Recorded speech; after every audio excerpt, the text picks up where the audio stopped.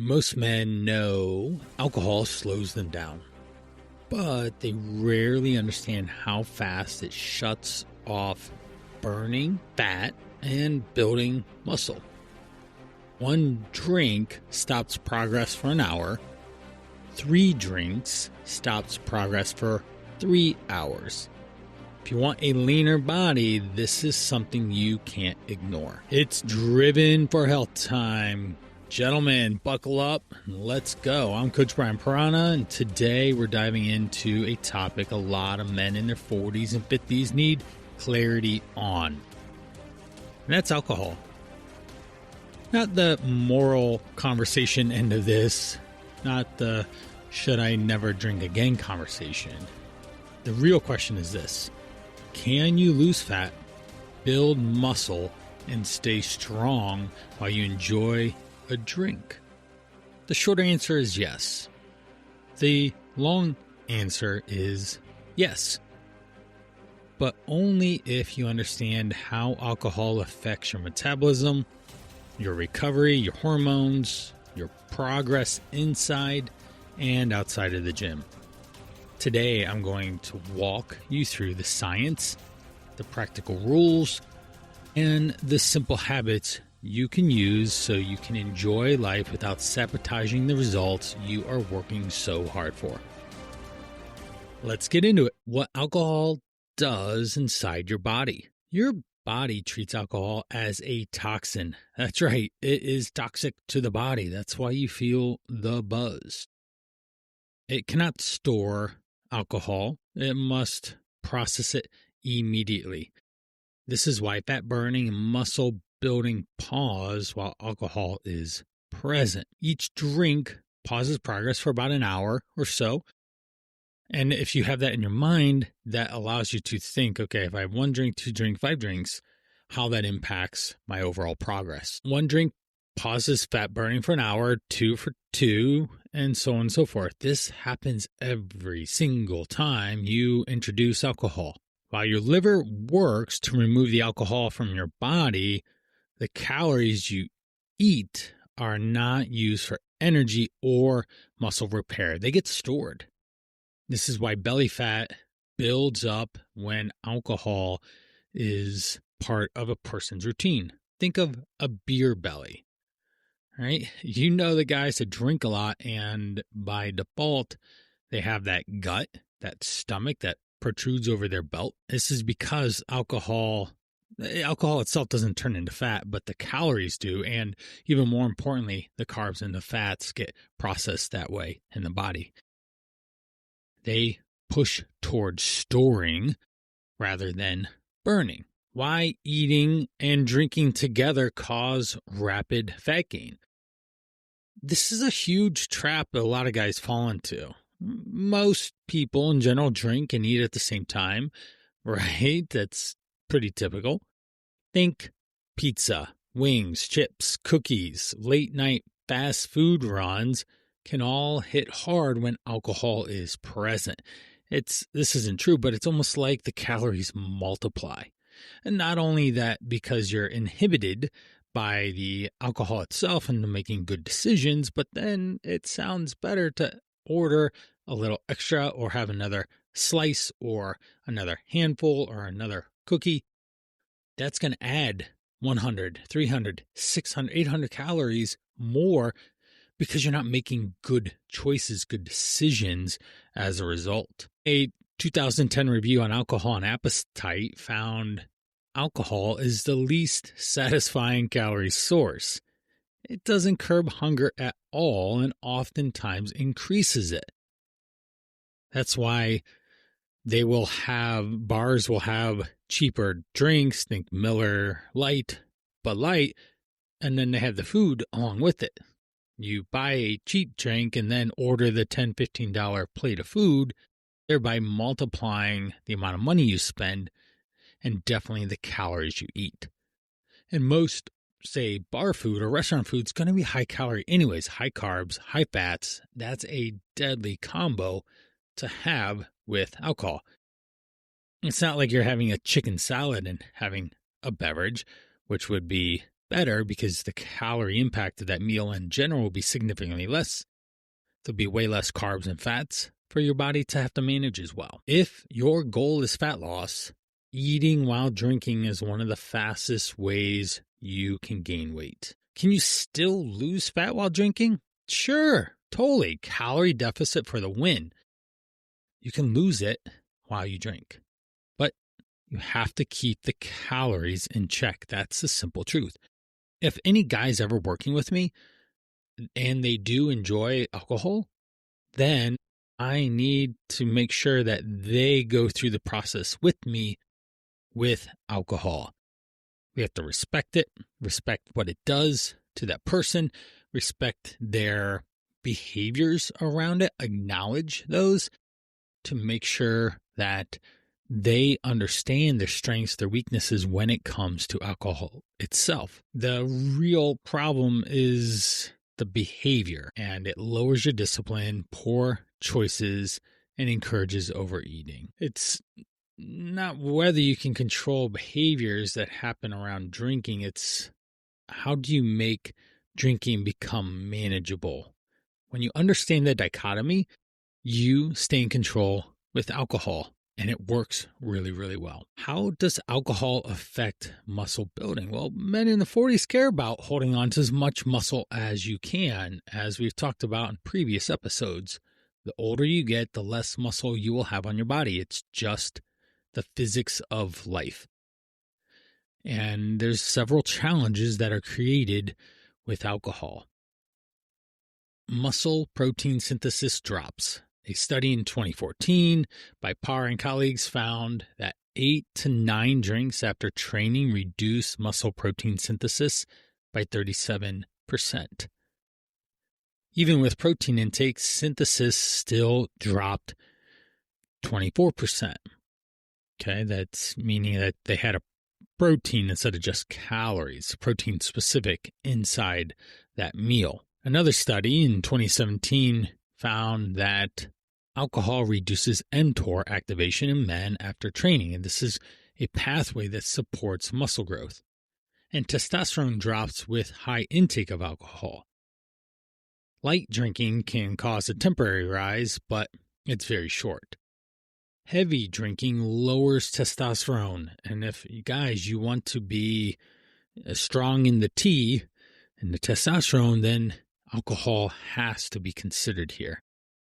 One study of intoxicated emergency room patients showed a 45% reduction in testosterone compared to sober men.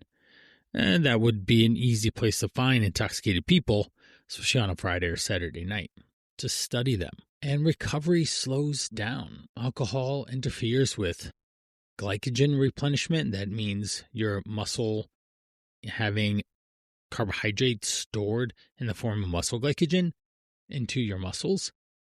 That's challenged. Inflammation control. Inflammation goes up, not down with alcohol.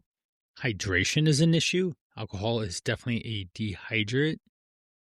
That's why you feel like crap the next day when you wake up.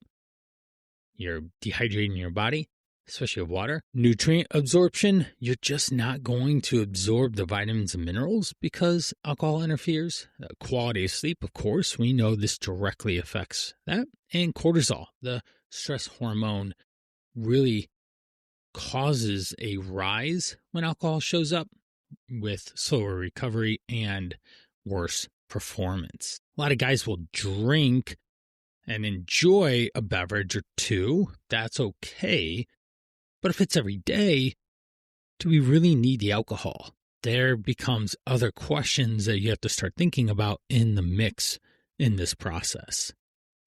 And that's something we may or may not want to cover here, maybe in a later episode, not today, but the social or mental emotional impacts that alcohol has on the body as well. It's the sleep problem. Alcohol helps people fall asleep pretty quick. I know personally, if I drink alcohol, I get tired. I do enjoy a craft beer. The darker, the better. Porters and stouts are delicious for me. Now, but it reduces the quality of sleep. You are not in deep REM sleep. You're not in the ability to even sleep as long. You might have to wake up a number of times because you have to go to the bathroom. And it's definitely not going to support hormone balance, recovery, memory, or energy. This is why men wake up after drinking with lower motivation, poor focus, low energy to do anything, a physical fatigue in their body, and high cravings for whatever they can get their hands on. Oftentimes, should someone had a strong drinking night, they want to go to the Waffle House or something in the morning.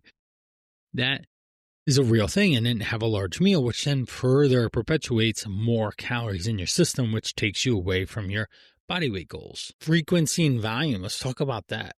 1 or 2 drinks on occasion, not a major issue.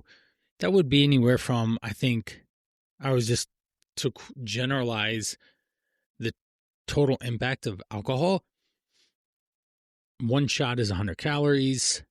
As just, I know it's not, but it's for easy math.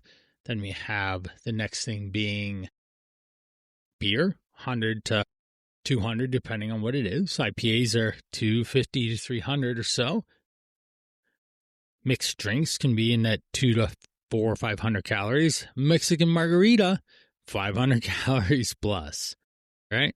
That's so good, but so many calories. But 1 or 2 drinks every night will definitely affect your progress. There will be a significant impact if you're drinking 3-4 drinks a day.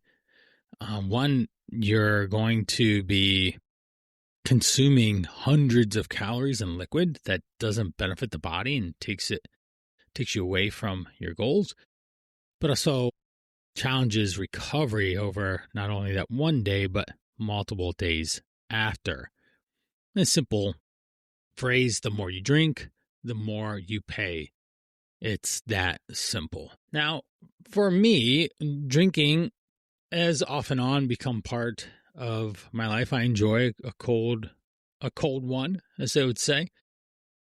Having 1 or 2 here and there makes a lot of sense. But I do notice the whole atmosphere, the mindset of drinking is much more of a relaxed state. It puts me in a position to not have as much energy. I do have fatigue. My desire isn't to work or do productive things. It is to rest or even sleep. Sometimes, to a point, I'll feel, say, loosey-goosey and enjoying the fun of the situation. But at some point, then I start to drift into a non-social type activity. This becomes a problem then.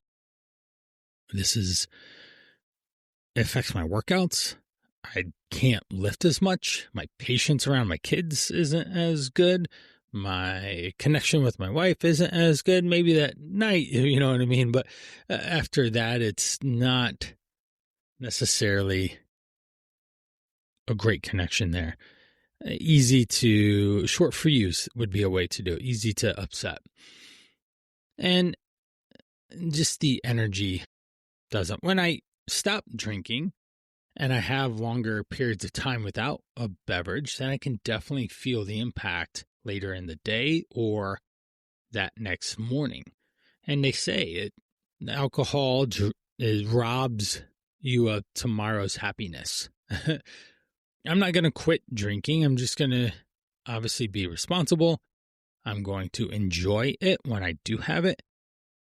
And I'm still going to drink some dark ones. And if I go on vacation, I will have more on vacation than I do at home because it's a special time to relax or kick back and enjoy, but not necessarily to overindulge and just walk around drunk. I don't think I've ever really been like drunk, or I've definitely not been blackout drunk.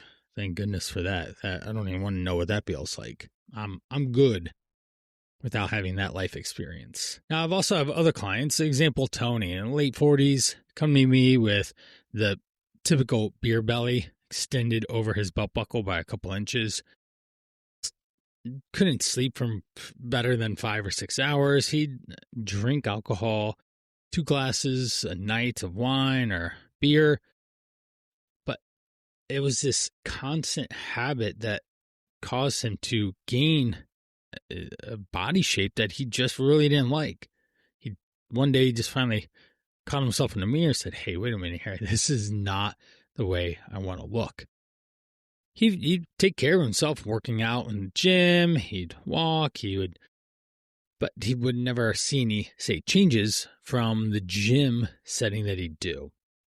And once we shifted down to having a lot more controlled alcohol, 1 or 2 in a week, then within 3 weeks, he lost about 5 pounds, 6 pounds, and then started noticing a lot of other behaviors of just higher quality sleep, less restlessness, less fatigue in the mornings.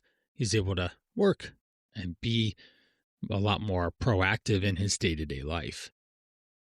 The alcohol wasn't necessarily always the biggest issue for Tony, but he also ate a lot of food, and we were able to spend a lot of time on his nutrition to be able to help shift him of being more responsible around what choices he had of food when he ate food, and also how many calories he had in the day. He became much more of a planner in a sense, which was super helpful. Most men do not drink because they enjoy the taste necessarily, although it is an acquired taste, and who doesn't love a cold one on a hot day?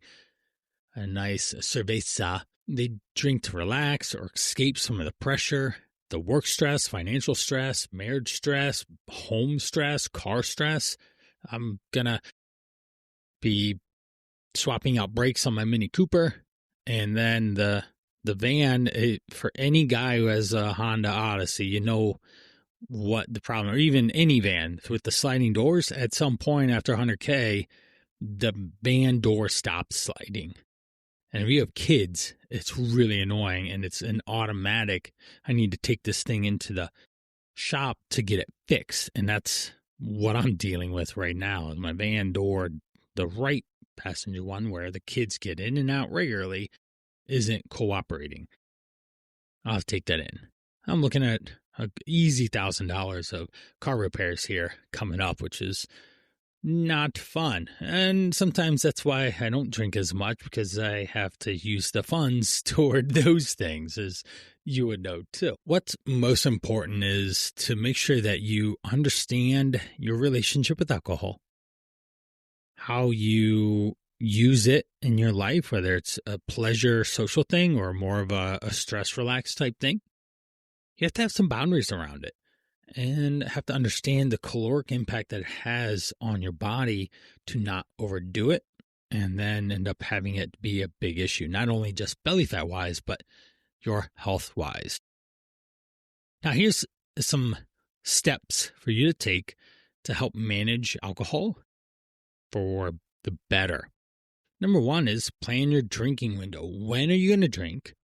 How much are you going to drink? And stick to it regardless of the peer pressure that you might be dealing with. Always understand who you're going to be drinking with. If it's drinking buddies that go hard and all in, you're going to have either a lot of resolve, tell them that you're not going to do it, or just not go, because that's not what you want to do. The second one is choose your drink ahead of time. Pick a low-calorie choice and stick to it. Pretty simple. Shots and like seltzers, things like that. The shot with a vodka soda or a tonic, those can keep the calories lower and make it more manageable for you to keep calories in check. And then pair it with low-calorie foods. Don't mix your alcohol, you know that.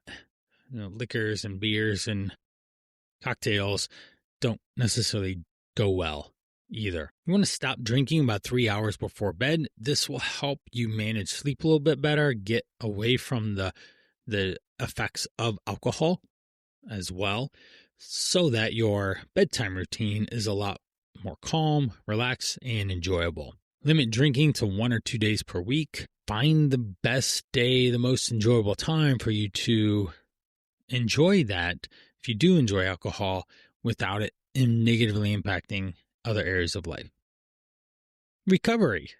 When we go and drink with our friend Michelle, she gets really fine craft beers, but she always brings water when she serves us. She says, dehydrate, and hands us the beer, and then rehydrate and hands us the water. Dehydrate, rehydrate, dehydrate, rehydrate. And she always serves us with water as well, which helps. You chug the water, sip the beer, you will stay hydrated in that process and really enjoy the alcohol experience with limiting the, after all, overall hangover effect on the other side. Avoid drinking around training before, during, and after. Your body's not going to handle it as well. And keep fats and carbs more in check. Starchy carbs and fats, want to limit them because they have a lot more calories, and protein and vegetables on days you're going to drink is a clear win for you to be successful. What to do instead of drinking? Other ways to decompress. There's a ton of options, different things to think about. A sauna, walking with someone you like to be around, walking with yourself, listen to a podcast, listen to this podcast. Stretching, mobilizing your body. Drinking sparkling water, talking with someone, journaling, reading, breath work, having a consistent evening routine to keep you away from it, not having alcohol in the house. That always helps.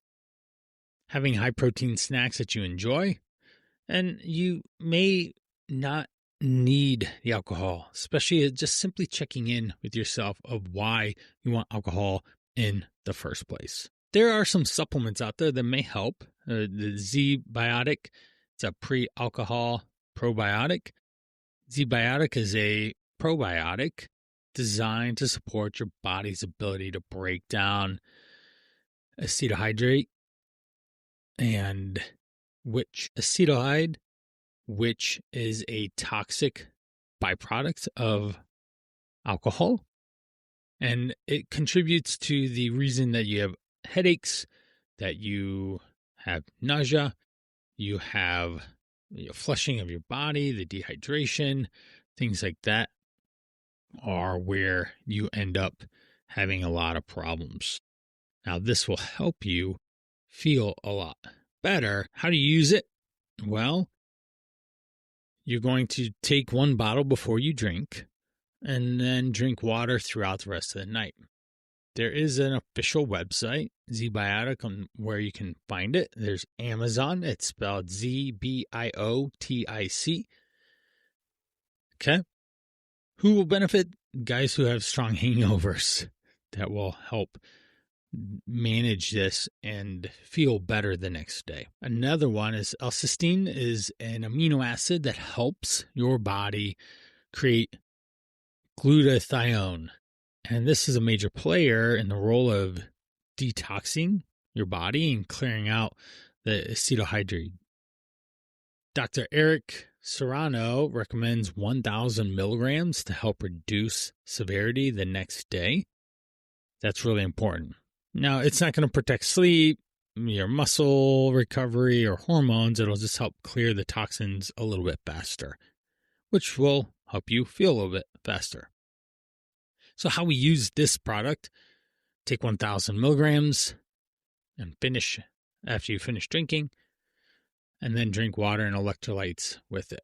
Where you can get this: Thorne, Now Foods, Gyro Formulas, to name a few, and find them on Amazon and Vitamin Shop, GNC, things like that, health food stores. Who benefits from this one are guys who have headaches, nausea, and really feel ill afterwards. Some other things to consider here would be electrolytes, things like Element, Liquid IV. Even I really enjoy Emergency. Tons of electrolytes without the cost. Most of the first one, Element, LMNT, and Liquid IV, those two have either $1.25 per packet, depending where you get them. Having B vitamins will really help. Alcohol depletes B vitamins, and as B vitamin complex in the morning afterwards can help support your energy, mood, and you can get these pretty much anywhere. If you were really going hardcore, you could take some activated charcoal, but that's not necessary for everyone. Again, you can get these on Amazon, at CVS, a lot of different retailers. Now, I hope that getting some insights on alcohol is helpful here. The main takeaway is Control alcohol. Don't overconsume. Don't pair it with fatty, high-calorie foods. Pair it with protein and vegetable, lower-calorie foods if you're going to eat. Plan it in your day. Make sure you have plenty of time to not have it affect sleep as much or the next day's just work or training or whatever. And occasionally you're probably going to have an oops, I overdid it, but we just want to get right back on track. Let's jump into the Fast 5 for our episode today. These, again, are 5 quick questions with quick answers. Number 1, what is the biggest mistake men make when drinking and trying to lose weight? Well, they eat while they drink. Alcohol shuts off that fat-burning process, so everything gets stored as fat. Big problem there, especially if you're managing calories. Number 2, what matters more, how much you drink or how often? It's going to be how often. A few nights a week does more damage than one planned day, okay? Because you have this lasting impact of the alcohol in your system. Number 3, does light drinking affect muscle growth? Light occasional drinks, small effect on the body, and it's not really going to be that big of a deal. Number 4 is what time of the day is best to choose to drink? Well, early in the day, maybe not when you first wake up. It's 5 o'clock somewhere, right? But 3 hours before bed to help manage sleep better. Number 5, what drink do you recommend for men trying to stay lean? A vodka or tequila, soda with lime, or a seltzer? Those are going to be the easiest ways to enjoy alcohol without it impacting you. Low calories, no sugar, easier on recovery. This week I'm going to throw in a little bit of a challenge. Listening to this, pick one change this episode and enjoy this week.